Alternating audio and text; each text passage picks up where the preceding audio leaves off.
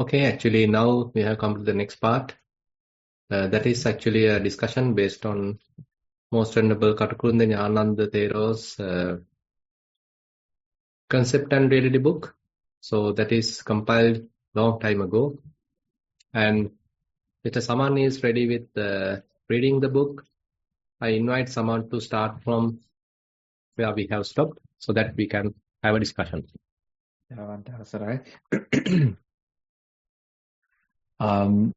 We stopped at the page 99. Bhante, I'll start with the start of the paragraph. Right. Thus, the main prong of attack is leveled at the concept of the soul as the controlling agent who is capable of experiencing happiness, which necessarily has to be permanent in order to be perfect. It is true that what gives rise to this notion is the idea of permanence or substantiality, but this latter is sufficiently rendered by the term nichcha. The illusion of substantiality is linked with the psychological impulse for happiness, sukha, which in its turn sustains the illusion of the ego, atta. Now, the Madhyamika system often seems to stress this notion of substantiality underlying the illusion of Atman, thereby giving an objective twist to that word. As already indicated, the word nichcha by itself does sufficient justice to this primary notion of substantiality, which originates at the cognitive level. In Sukha and Atta, we have the effective and conative reactions to the illusion of permanence. Hence, selfhood is to be found at the innermost conative impulses within the mind. It is not something out there in the material objects or in the concepts for that matter. It is what we attribute to them or superimpose on them. Therefore, to believe that by merely demolishing concepts or theories one can rise above them is to stop at the fringe of the problem. In coining the two expressions... Someone, one moment. Actually, these are some very interesting areas that what Katakurunde Thero is trying to highlight. If you go a little bit up again, someone, to the previous paragraph. Yeah. So basically, Katakurunde Thero is now pointing out sukha and atta. The sukha is the happiness that we all are looking after, going after, searching after. And the atta is something that we feel that inside us there is a person, there is an individual, there is a self. So this kind of notion is there. So from our childhood, we are in a way promoting that self-view. So once we are born, so we are introduced to a kind of a world which are filled with many individuals. Our mother, our father, our brother, sister, neighbors. So all are individuals, all are people. And now I am also a person. I am also an individual. So that individuals' needs are being looked after. Individuals' identity being very much like protected. So this is a kind of a world that we are living. So that's individuality, personality is fairly highlighted. So this is how we are growing that self-view. So even it is not much coming from our childhood, but the society, education system, our norms, social kind of conventions, all that promotes this self-view. And on the other hand, sukha, that we all want to have some kind of a pleasure, either using the different faculties, different objects. So we are going after sukha, we are going after pleasure. So that is why this common pleasure principle being introduced in particularly in the West. So as much as possible, we are trying to acquire some pleasurable experience. Now, on the other hand, this pleasure and the ego has some kind of a relationship. So if there is a person, so that person has to be satisfied, that person has to be fulfilled, that person's desires are to be fulfilled. And so this person has to be also a permanent person. Person can't die. And what belongs to that person has to be also permanent. It also can't change. So this is the wrong kind of a belief, wrong kind of a perception that we are knowingly or unknowingly carrying, harboring. And therefore, so if one is trying to, as Katakunda Thero is telling, if one is trying to completely demolish the concepts and finding a solution, so then it is very much like not the real solution, because there is an inherent kind of a desire for pleasures which are to be permanent. So we are going after pleasures, we are going after happiness, and those are to be permanent. And if we are simply trying to demolish the concepts, so that doesn't help this very underneath kind of a belief that we are having. And on the other hand, when we are imposing this atta, this self, so why we are imposing such thing is that this whatever belongs to me has to be coming under my control. Say you have a car. So why you are owning a car? It is because of your car. You can take it at any time and you can drive it at any place. So because it is your car. So that is the kind of a view that we are having. If something belongs to me, I can use it as I wish. I can impose my order in it. I can control it as I wish. And whatever that object or whatever that person should behave the way I want. So everything, what I have, what I own, has to follow my orders. So this is the kind of a view that we are harboring. So typically called as the Vasavattana. Vasavattana means that you are very much like the God, you are very much like the superpower, and what you have, what you belong, are very much under your control. So by doing that, we are expecting some kind of a happiness. So Anatma, on the other hand, Buddha denies this whole Vasavattana, this whole superiority, or this whole controllability. And he says, actually things are quite impermanent. Even either you like it or not, things are going through different kind of changes. So ultimately, you can't have what you really want. Whatever you thought, whatever you acquire are subject to change. You can't stop it. You can't control it. So ultimately, things can happen in a different way, which you have never expected. So things can go wrong. So this completely go against your will, against your wish. So therefore, this anatta characteristic has this emphasis that things are very much like beyond your control. It is anasavattana. So it is beyond control. You can't control these aggregates in a way.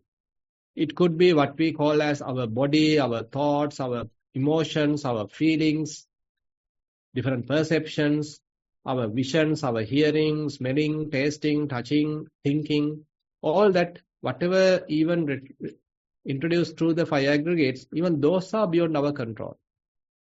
And similarly, the outside world also beyond our control. So very much like now, as Buddha pointed out in his very first or the second sutta, that Anatta Lakkana Sutta. So this body is beyond control. This body doesn't belong to me. This body is not a self. If it is so, actually I should be able to control it. When I want to have a completely healthy body, I should be able to have a healthy body. If I want to have a really beautiful body, I should be able to have a beautiful body. If I want to have a really strong body, then I should be able to have a strong body because it is my body. So when something is mine, when I own something, that means I have the controllability. I have the power. I can control it as I wish. But unfortunately, this body doesn't obey my orders and doesn't hear my orders. Basically, it will carry on its own path, its own destiny, its own behavior. It's completely beyond my control. So this is the kind of a theory or kind of a logic that Buddha is introducing in the Anatta Lakkana Sutta. That means from the very early discourses, we can find out that what Buddha is trying to introduce using the anatta. One aspect of anatta is this uncontrollability. Things are not happening under your control or under your wish, and things are having their own causes and conditions, and those are also beyond control. So things are, in that sense, quite vulnerable. So this is the kind of a view that we are getting from the early discourses of the Buddha. But now Katapona Thero is pointing out in the later tradition, from the what we call the Madhyamika tradition, so Nagarjuna and their followers actually have introduced another aspect to this anatta, and they are very much trying to coming up with another concept called Puggala Nairatma and the Dhamma Nairatma. So we'll listen to the Katapona Thero, Jnananda Thero, so what he's trying to tell about that.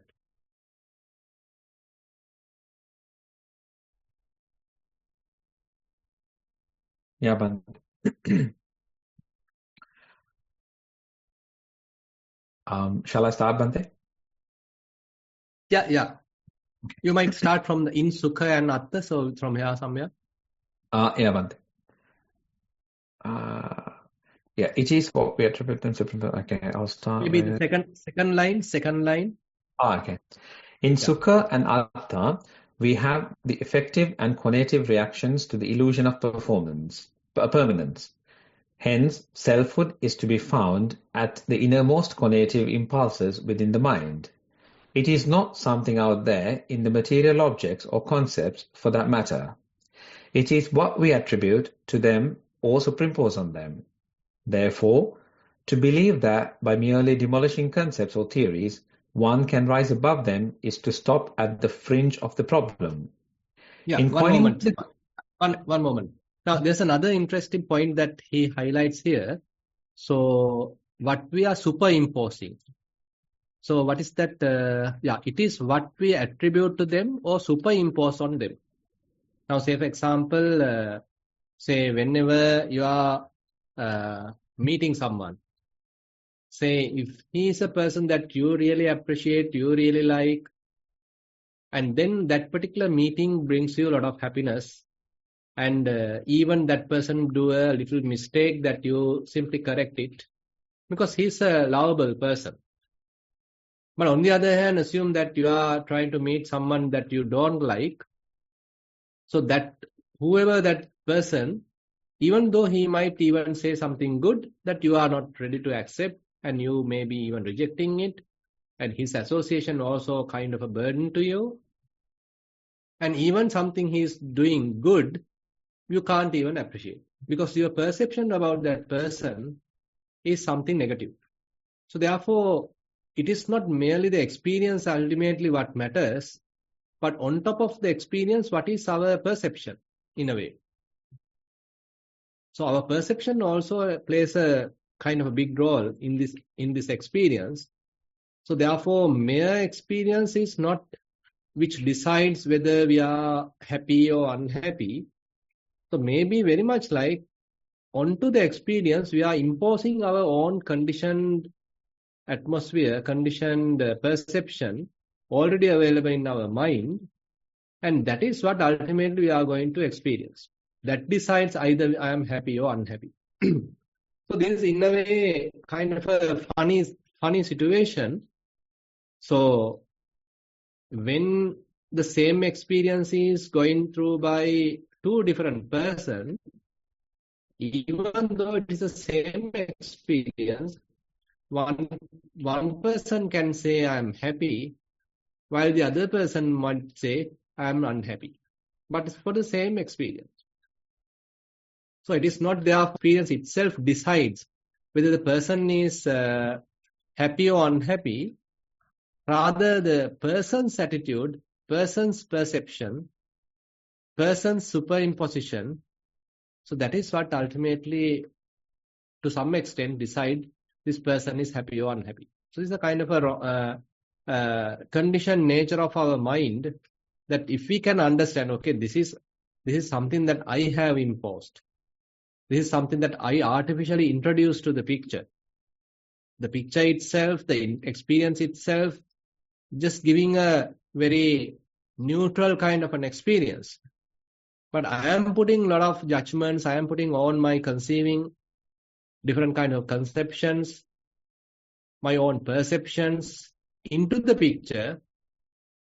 And ultimately, that is what I am going to consume. That is what I am going to experience. That is what I am going to say as I am happy. In a way, kind of funny way, that we all are saying something is good, something is bad, something is happy, something is unhappy. Because fair amount of contribution coming from ourselves.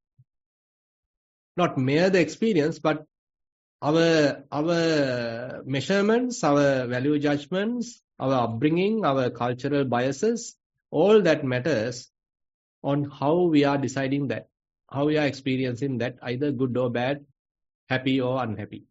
Yeah, this is something that we need to understand.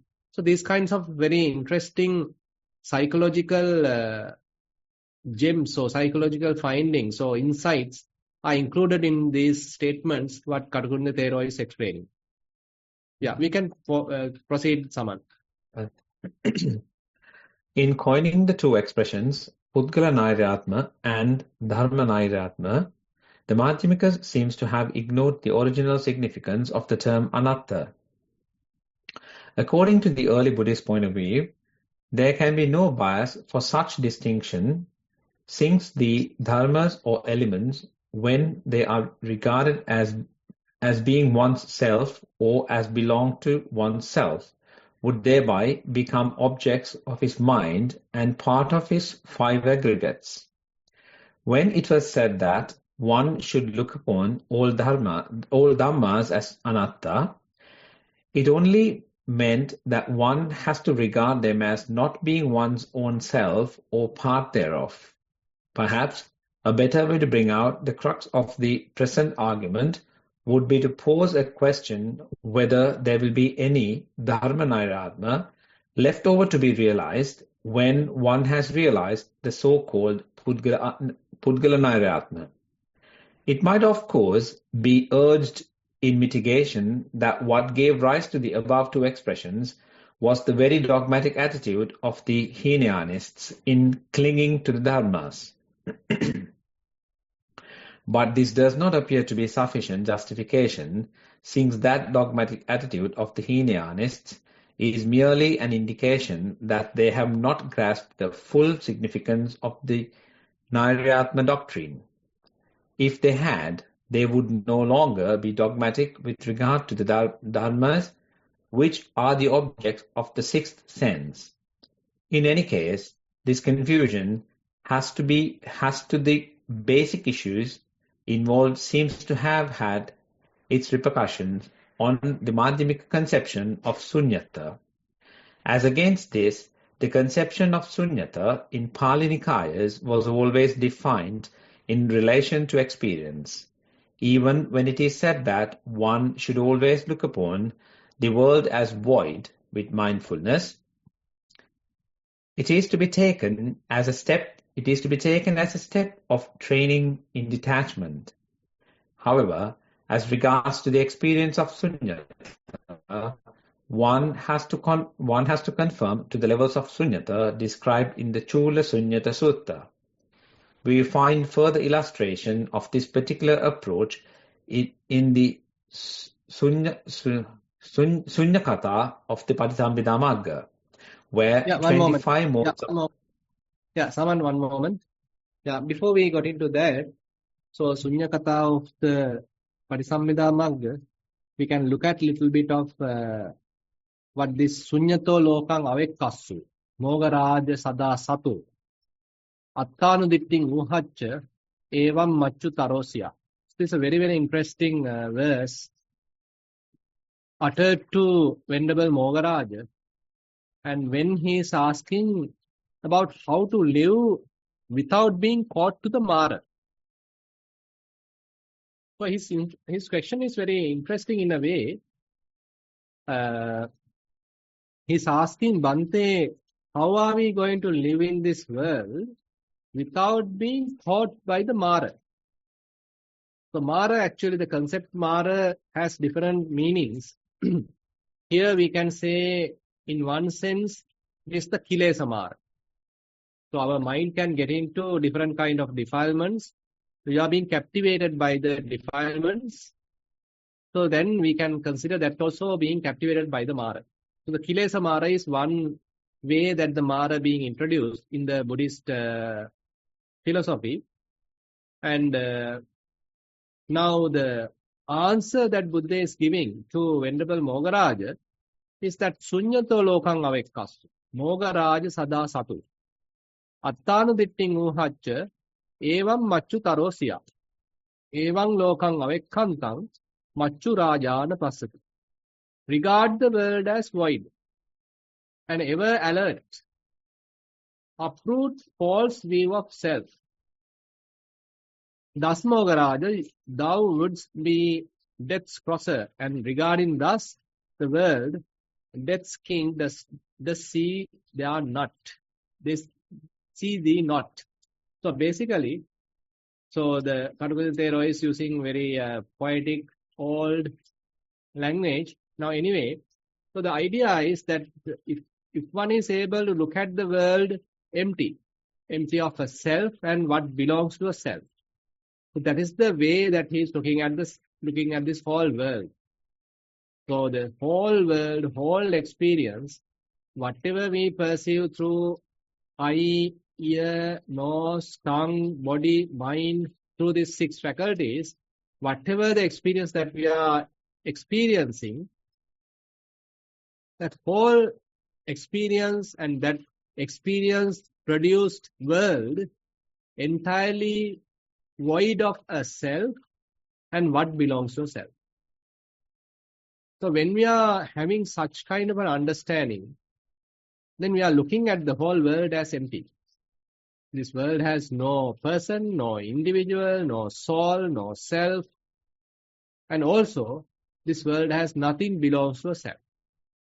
Actually, this, as I mentioned in some other day, so we can't use these concepts as a mere escape to our moral responsibility.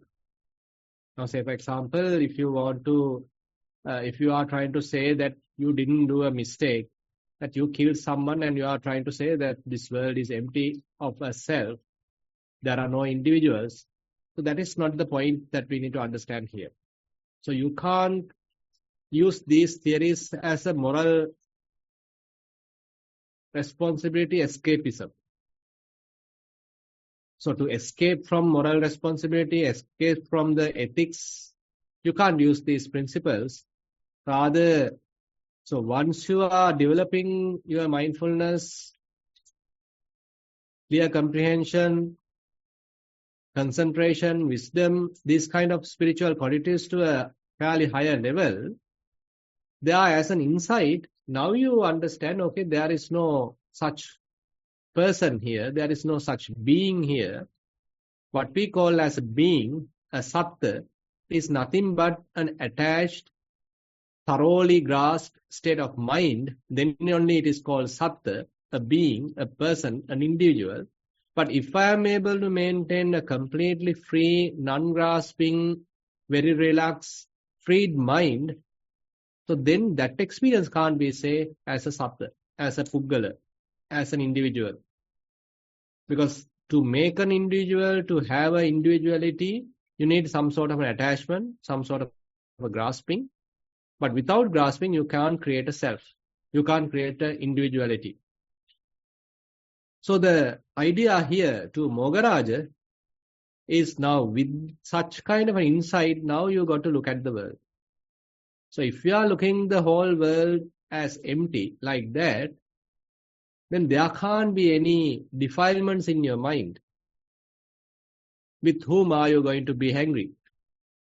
To whom are you going to attach it? To whom are you going to have any lust?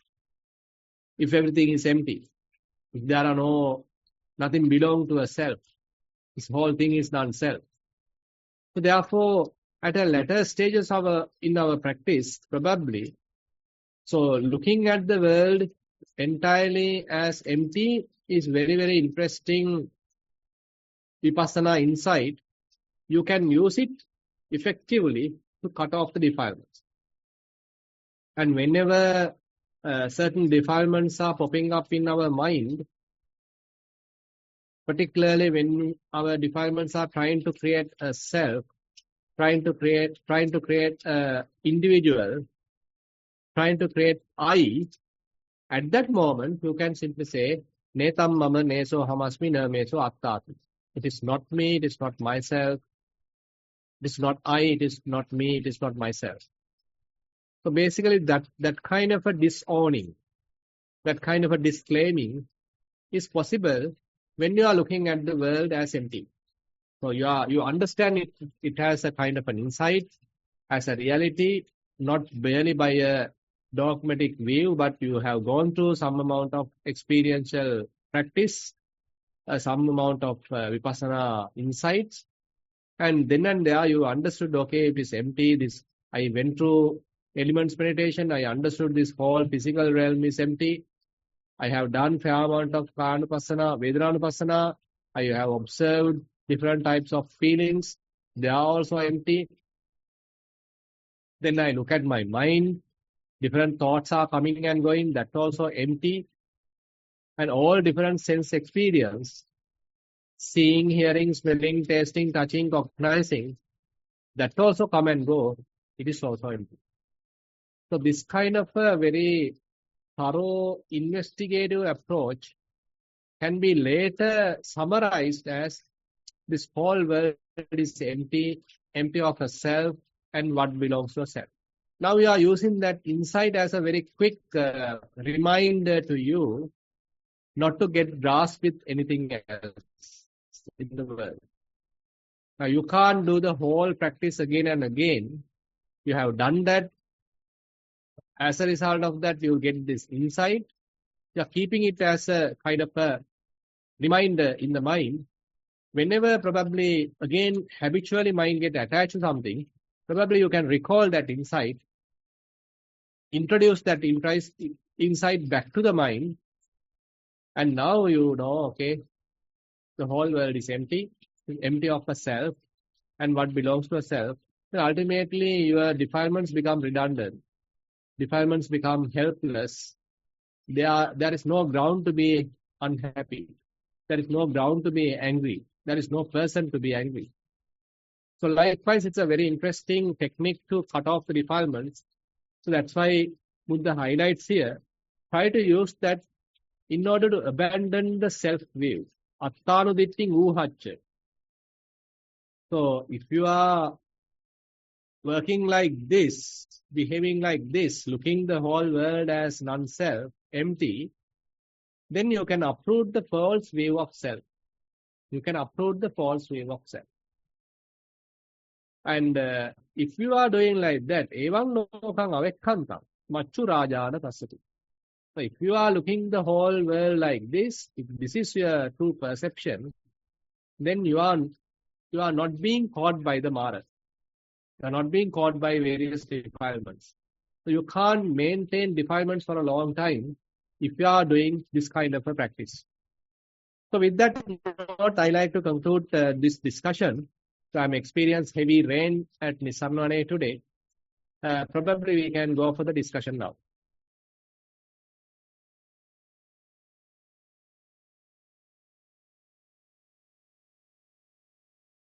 Sarai Bante. Yeah. We have 6 questions today. Yeah. This one is a general question.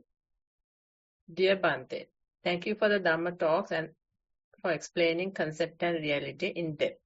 My question is our journey towards Nibbana by fostering generosity, ethical living and wisdom idiosyncratic to individuals? Is the transcendental meditation experience through jhanas and even Nibbana itself different for each of us when one achieves it because of our preconditioning commencing from birth onwards? That is the end of question. Actually, according to the teaching, so we are going through a unconditioning process. So our minds are already conditioned, as we all to some extent discussed. So because of our cultural upbringing, our mind has become conditioned. Because of our education, our mind has become conditioned. Because of the association with certain people, the mind has become conditioned. Because of the social media, mind has become conditioned. So likewise, our mind has different sources to be conditioned and already conditioned. Now the Vipassana practice help us to take it back to the unconditioned level. So therefore, I can't say that whatever the Nibbana we are experiencing going to be a fairly personal to each one of us, and it is different from each one of us. Rather, how Buddha mentioned to Nibbana is it is a asankata. It's not a sankata, it is an asankata. So if we say it is sankata, I can agree with you, telling us whatever the Nibbana you are going to experience is unique to you. My Nibbana is unique to me, your Nibbana is unique to you, because it is sankata. But what Buddha says, Nibbana is asankata, it is unconditioned. So the conditioned nature of the mind has to be penetrated, and it has to be taken to the unconditioned level, and then only we can say, okay, I have reached fair amount of unconditioning, and then I have attained Nibbana.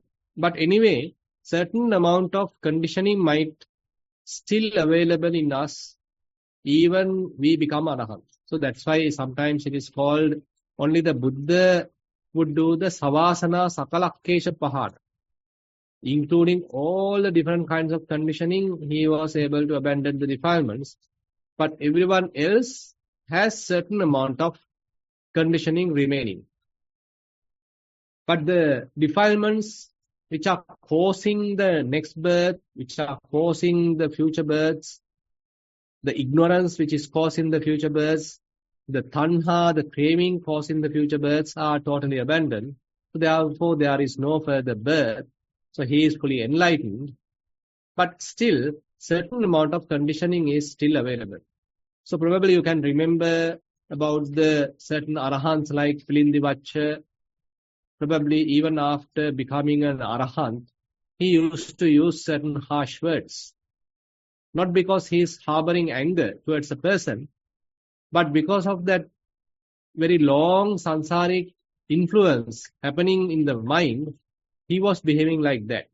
So therefore, we can't expect complete deconditioning either, but certain amount of deconditioning has to happen, de-learning has to happen, and the Nibbana is typically called as unconditioned.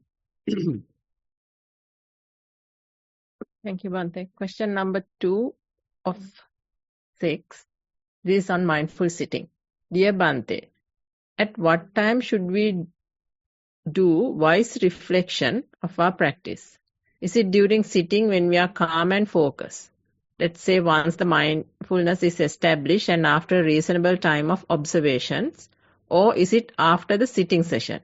Much merits for explaining Yoniso Manasikara and linking it to our practice. With metta, that's the end of the question. Yeah, actually, Yoniso Manasikara, I feel it is starting with the clear comprehension. So once you establish mindfulness, you don't need to wait till you end the session to apply Yoniso Manasikara. But once you establish mindfulness, the penetrative look that you do, the examination what you do, the investigation what you do onto this established phenomena. Now, say for example, you are observing breathing, and you are penetratively looking the breathing. So, what is the beginning? What is the middle? What is the end? From which nostril it is going in? From which nostril it is going out? Whether it is warmer or cooler? Now, all these are parts of the inquiring mind. All these are part of the penetrative mind. All these help us to go to the source, go to the roots. Here itself we are introducing Yoniso Manasikara. So therefore, don't think that Yoniso Manasikara is something that we are thinking about the Buddha's teaching, impermanence, all that, and we are trying to impose all that Dhamma knowledge into the picture. Rather, we are trying to experience Anicca Dukkha Anatta. We are trying to understand Anicca Dukkha Anatta through our experience. So we can't do that without such a penetrative look, without such an investigation. So this very investigation is part of the Yoniso Manasikara.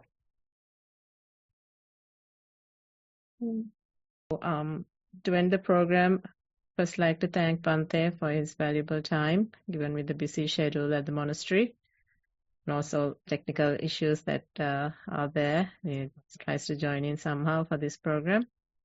And also to the supporters of this program, both seen and unseen.